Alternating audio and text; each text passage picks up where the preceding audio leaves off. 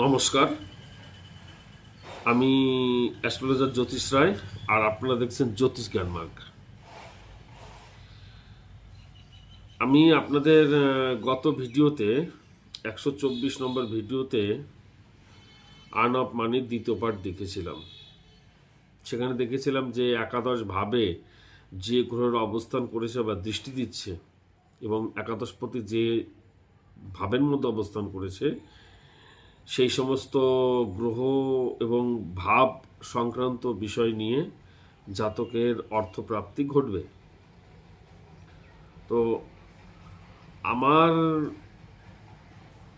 বলার আজকে যে ভিডিও করতে এসেছি বা আজকে যে আলোচনা আমি করতে এসেছি সেটা ছোট একটা মেসেজ যে কোনো ভাবের মধ্যে যে সমস্ত গ্রহরা থাকবে এবং দৃষ্টি দেবে তাদের ভূমিকাটা কি, এবং সেই ভাবের অধিপতির সঙ্গে যারা থাকবে, যে সমস্ত গ্রহরা থাকবে এবং দৃষ্টি দেবে সেই সমস্ত গ্রহদের ভূমিকাটা কি থাকবে, আজকে এই নিয়ে ছোট একটু আলোচনা।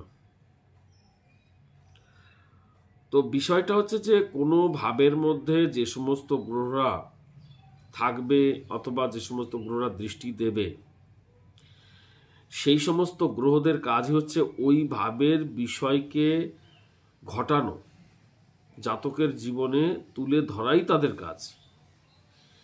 এবং তাদের যে নেচার আছে, তাদের যে কারকতা আছে, এবং তারা যে সমস্ত ভাবের অধিপতি বা তারা যেখানে বসে রয়েছে সেই সমস্ত ভাব নিয়ে, সেই সমস্ত কারকতা নিয়ে জাতকের জীবনে ওই ভাবের বিষয়টিকে ঘটিয়ে থাকে বা তুলে ধরার চেষ্টা করে। যদি গ্রহটা নেগেটিভ কারকতা প্রদান করে তাহলে ঘটনাটা ঘটতে একটু বাধাপ্রাপ্ত হয়। সেটি ওই সমস্ত গ্রহদের প্রকৃতি অনুসারে ঘটনাটা ঘটে। যদি শুভ গ্রহ দৃষ্টি দেয়, শুভ গ্রহ অবস্থান করে, শুভ ভাব থেকে দৃষ্টি দেয়, তাহলে সেক্ষেত্রে ওই ভাবের বিষয়টি খুব সহজে ঘটবে, ভালোভাবে ঘটবে। আমার বলার বক্তব্য হচ্ছে যে কোনো ভাবের মধ্যে যে সমস্ত গ্রহরা অবস্থান করবে বা দৃষ্টি দেবে তারা ওই ভাবের বিষয়গুলি উত্থাপন করবে, জাতকের জীবনে ঘটাবে। আর ভাবের অধিপতি তার একটা অন্যরকম ভূমিকা আছে। ভাবের অধিপতির কাজ হচ্ছে যে সে ওই ভাবের বিষয়টিকে পরিচালনা করবে, ভাবের বিষয়টিকে পরিচালনা করবে। এবার পরিচালনা করতে গিয়ে দুটো বিষয়ের দরকার হয়। একটা হচ্ছে সেই ভাবের বিষয়ের দক্ষতা, আর 2 নম্বর হচ্ছে ওই ভাবের প্রতি ভাবপতির যে টান, আগ্রহ, সেটা। ভাবপতির কাজ হচ্ছে এই দুটো কাজ। এখন ভাবপতির সঙ্গে যে সমস্ত গ্রহরা থাকবে বা যে সমস্ত গ্রহরা দৃষ্টি দেবে তাদের প্রভাবে ভাবপতির দক্ষতা বৃদ্ধি পায় তার নিজের ভাব সম্পর্কে। আর যদি সেই সমস্ত গ্রহরা জাতককে নেগেটিভভাবে প্রভাবিত করে, ভাবপতিকে নেগেটিভভাবে প্রভাবিত করে, অর্থাৎ ভাবপতিকে পীড়া দেয়, তাহলে তাদের সেই পীড়া এবং যন্ত্রণায় ভাবপতির পক্ষে পরিচালনা করার, নিজের ভাব পরিচালনা করার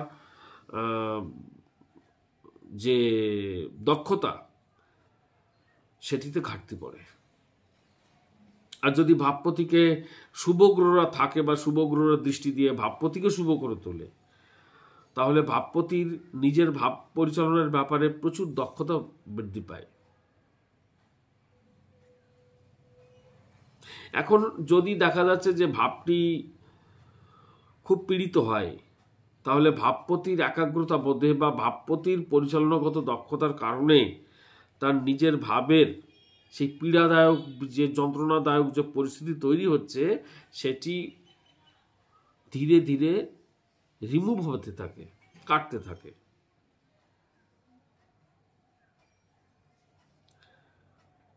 আর ভাবপতির বলাবল ডিপেন্ড করে প্রধানত ভাবপতি কোন রাশিতে অবস্থান করছে, সে নিজের রাশিতে রয়েছে না সে মিত্রক্ষেত্রে রয়েছে না শত্রুক্ষেত্রে রয়েছে। আমরা সবাই জানি শত্রুক্ষেত্রে অবস্থান করলে গ্রহটা দুর্বল হয়ে যায়, মিত্রক্ষেত্রে অবস্থান করলে বা স্বক্ষেত্রে অবস্থান করলে গ্রহটা সবলপ্রাপ্ত হয়, এবং উচ্চ ক্ষেত্রে গ্রহটা সবল হয়, নিচু ক্ষেত্রে গ্রহটা দুর্বল হয়, বক্রী থাকলে গ্রহটার বলাবল কমে যায়, দগ্ধ হলে গ্রহটা বলাবল কমে যায়। তো গ্রহদের যখন ভাবপতির দুর্বল হবে, শত্রুক্ষেত্রে বসে থাকে, নিচস্থ হয়, যদি দুর্বল হয়, তাহলে তার নিজের ভাব সম্পর্কে পরিচালনা করার বা নিজের ভাবের প্রতি আগ্রহটা কম হবে, আকর্ষণ কম হবে, নিজের ভাবের প্রতি তার একটা উদাসীনতা কাজ করে।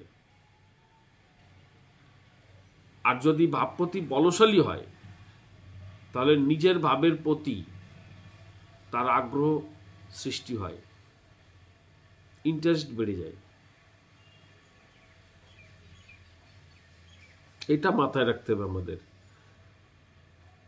আমি একটা উদাহরণ দিই, মনে করা যাক বিবাহ,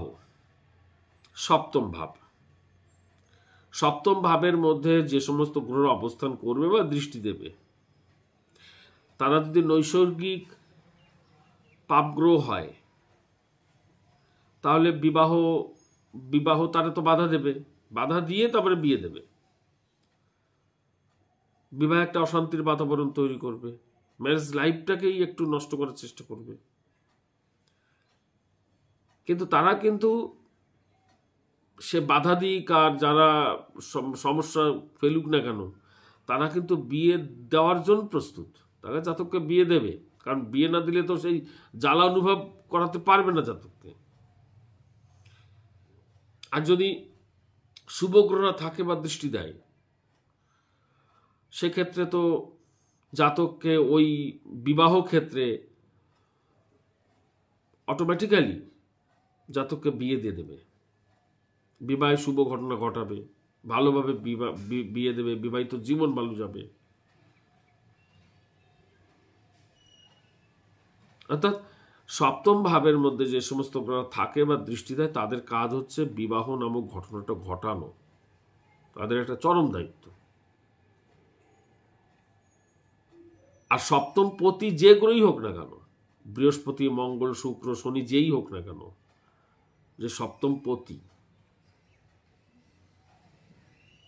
সে যদি সবল থাকে, জাতকের বিবাহ করার ইচ্ছা প্রবল পরিমাণে বেড়ে যাবে, জাতক একটু কম বয়সে বিয়ে করবে। আর যদি সপ্তম পতি বলশালী হয়, এই দুর্বল হয়, সপ্তম পতি যদি দুর্বল হয়, তাহলে সাধারণত জাতকের বিয়ে করার প্রবণতাটা কম হবে। সে মুখে একবার বলবে না যে আমি বিয়ে করব, বিয়ের প্রতি ইন্টারেস্টটা কম হবে তার। অনেক সময় সপ্তম পতি দুর্বল থাকলে জাতকের অনিচ্ছাকৃত কারণে বিয়ে হতে চায় না বা বিয়ে অনেক দেরি করে হয়। এবার এই সপ্তম পতি কোথায় বসে আছে, যদি শত্রু ক্ষেত্রে থাকে নিশ্চয়ই তারা জাতককে বিয়ের ব্যাপারে আগ্রহ তৈরি করবে না। আর যদি মিত্র ক্ষেত্রে থাকে, স্বক্ষেত্র থাকে, তাহলে জাতকের বিয়ের ব্যাপারে কিন্তু খুব আগ্রহ প্রকাশ পাবে। এটা আমরা এই সপ্তম পতি D1 ছকের মধ্যে দেখতে পাবো, এবং D9 ছকের মধ্যেও এই D1 এর সপ্তম পতি কোথায় বসে আছে সেটা কিন্তু দেখার দরকার আছে আমাদের।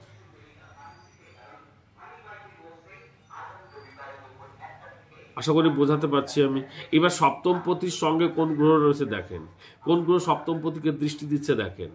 তারা ডাইরেক্টলি জাতককে বিয়ে দেবে না, জাতকের মধ্যে তারা বিবাহ করার বা বিবাহ না করার আকর্ষণ বা অনিচ্ছা তৈরি করবে, মনোভাব তৈরি করবে। এটা মাথায় রাখতে হবে। যাই হোক, আমি হয়তো কিছু বোঝাতে চাইছি। তাহলে একটা প্রশ্ন চলে আসে যে স্যার, সপ্তম ভাবে যদি কোনো গ্রহ না থাকে বা সপ্তম ভাবে যদি কোনো গ্রহ দৃষ্টি না দেয় তাহলে কি হবে? মনে রাখবেন, সপ্তম ভাবে যদি কোনো গ্রহ না থাকে, কোনো গ্রহ দৃষ্টি না দেয়, স্বাভাবিকভাবে জাতকের জীবনে বিবাহ নামক ঘটনাটা ঘটবে না, ঘটবে না। সেক্ষেত্রে জাতকের আগ্রহ অনাগ্রহের উপর ডিপেন্ড করবে যে বিবাহটা ঘটবে কি ঘটবে না। জাতককে আগ্রহী প্রকাশ করে তুলতে হবে।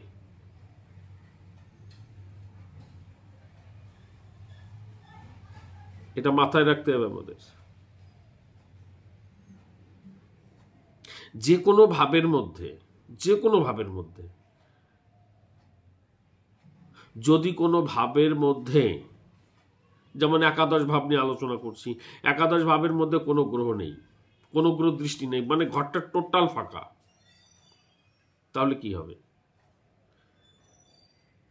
ফাঁকা ঘরের যে বিষয়টা আছে সেই বিষয়ের ঘটনাটা, সেই বিষয়ের ঘটনাটা খুব সহজে নর্মালি ঘটে না। একাদশ ভাব যদি খালি থাকে, জাতকের আয় নিয়ে সমস্যা আসে, আয়টা সহজে আসে না, সহজে আসতে চায় না। সেক্ষেত্রে জাতকের ধারাবাহিকভাবে আয় বন্ধ হয়ে যায়। একাদশ পতি যে হবে, সেই পতি যদি সক্রিয় হয় বা সে পতি যদি সবল হয় এবং পতি যদি শুভ হয়, তবেই কিন্তু জাতকের আয়ের জায়গাটায় ভালো হয়। আয়টা তখন আসতে শুরু করে জাতকের ইচ্ছাকৃতভাবে। জাতকের মনে হয় যে, মনের মধ্যে সক্রিয় বোধ আসে আমি আয় করব, এই জোরটা চলে আসে তখন। এবার দেখেন, একাদশ ভাবের মধ্যে কোনো গ্রহ নেই এবং সপ্তম পতি যে, একাদশ পতি যে সে রয়েছে স্বক্ষেত্রে বা মিত্রক্ষেত্রে রয়েছে, মনে করেন স্বক্ষেত্রে বা মিত্রক্ষেত্রে রয়েছে, তাহলে কিন্তু এই জাতকের আয় হবে, কারণ জাতকের আগ্রহ আছে আয়ের প্রতি। কিন্তু যদি এ শত্রুক্ষেত্রে থাকে, দুর্বল থাকে, একদিকে একাদশ ভাবের মধ্যে কোনো গ্রহ নেই, নর্মালি আয় নামক ঘটনার ঘটতেই চাইবে না, আয় তো আসতেই চাইবে না। দ্বিতীয়ত, সব একাদশ পতি যদি দুর্বল থাকে, তাহলে জাতকের তো আয় করার ইচ্ছাই থাকবে না, আয়ের প্রতি উদাসীনতা লক্ষ্য করা যাবে। আর তার উপরে যদি একাদশ পতি পীড়িত হয়, অশুভ হয়, নানান রকম ম্যালিফিক গ্রহ যদি তাকে আক্রমণ করে, তাহলে আয় করতে গিয়েও তার নানান রকম বাধাপ্রাপ্ত হবে। সে কি করে আয় হবে? এক্ষেত্রে প্রতিকার প্রতিবেদনের ব্যাপার রয়েছে। কোনো ভাব যদি অশুভ হয়, কোনো ভাব পতি যদি অশুভ হয়, সেক্ষেত্রে আমরা নানান রকমভাবে প্রতিকার প্রতিবেদন করতে পারি। 100% না হলেও আমরা জাতকের জীবনে, জাতকের মুখে হাসি ফোটাতে পারি। আপনারা যদি কোনো ভাব অশুভ হয়, যদি কোনো ভাবের মধ্যে কোনো গ্রহ না থাকে, গ্রহ দৃষ্টি না দেয়, অর্থাৎ ভাবটা যদি খালি থাকে এবং কোনো গ্রহ যদি দৃষ্টি না দেয় কোনো ভাবের প্রতি, আপনি অবশ্যই জ্যোতিষের সঙ্গে পরামর্শ করেন, নাহলে শুধু শুধু ওই ভাবটা আপনার ব্যর্থ হয়ে যাবে। বিশেষ করে সেকেন্ড হাউস, বিশেষ করে একাদশ ভাব, তারপরে সপ্তম ভাব, চতুর্থ ভাব, এগুলো ভীষণ ইম্পর্টেন্ট ভাব। এগুলোতে গ্রহদের থাকতেই হয় বা গ্রহদের দৃষ্টি রাখতেই হয়। কোনো ভাবের মধ্যে কোনো গ্রহ না থাকতে পারে, কিন্তু দৃষ্টি থাকা উচিত। আর একটা বিষয় এ প্রসঙ্গে আমরা আলোচনা করব, সেটা হচ্ছে এই সিদ্ধান্তটা শুধু D1 চক থেকে নিলেই হয় না, আমাদের বিভিন্ন রকম ডিভিশনাল চার্ট রয়েছে, সেগুলোর থেকেও সিদ্ধান্ত নিতে হয়। আমরা D1 চার্ট বিচার করে তো সম্পূর্ণ সিদ্ধান্ত নিতে পারি না। আমরা D9 চার্ট রয়েছে এবং বিভিন্ন ডিভিশনাল চার্ট রয়েছে, সেখান থেকেও আমরা সিদ্ধান্তে আসতে পারি। তো নর্মালি আমি যে কথাটা বলবো, কোনো ভাবের মধ্যে কোনো গ্রহ না থাকলে, কোনো গ্রহ দৃষ্টি না দিলে সেই ভাবের বিষয়টি সাধারণ জাতকের জীবনে ঘটতে কিন্তু একটু সমস্যা তৈরি হয়। টোটালি নির্ভর করে ওই ভাবের অধিপতির সক্রিয়তার উপর। আর একজন জ্যোতিষ সে ওই ভাবের সক্রিয়তা, ওই ভাবের অধিপতিকে কি করে সক্রিয় করে তুলতে হয়, ওই ভাবের অধিপতিকে কি করে অশুভ ভাব থেকে শুভ করে তোলা যায়, কোনো ভাবের মধ্যে কোনো ভাব যদি অশুভ হয় তাকে কি করে শুভ করে তুলতে হয়, তার প্রতিকার জ্যোতিষের বা প্রত্যেকটা জ্যোতিষীর কম বেশি জানা আছে। তা আপনাদের জন্মছকে যদি এরকম থাকে, আপনারা কোনো জ্যোতিষের সঙ্গে পরামর্শ করেন, আশা করা যায় আপনারা উপকৃত হবেন।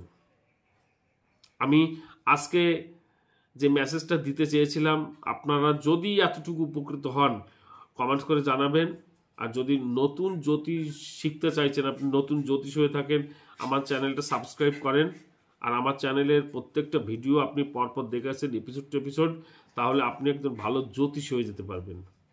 আর যদি জ্যোতিষ শিখতে চান তাহলে 9647079942 এই নম্বরে আপনি হোয়াটসঅ্যাপ করেন। হোয়াটসঅ্যাপে লিখুন আমি জ্যোতিষ শিখতে চাই। আমি হোয়াটসঅ্যাপে আপনাদের জ্যোতিষ সংক্রান্ত যাবতীয় ডিটেলস দিয়ে দেব। আজকে এই পর্যন্ত। আগামী দিন নতুন আরেকটা ভিডিও নিয়ে আমি হাজির হব। ভালো থাকবেন। নমস্কার।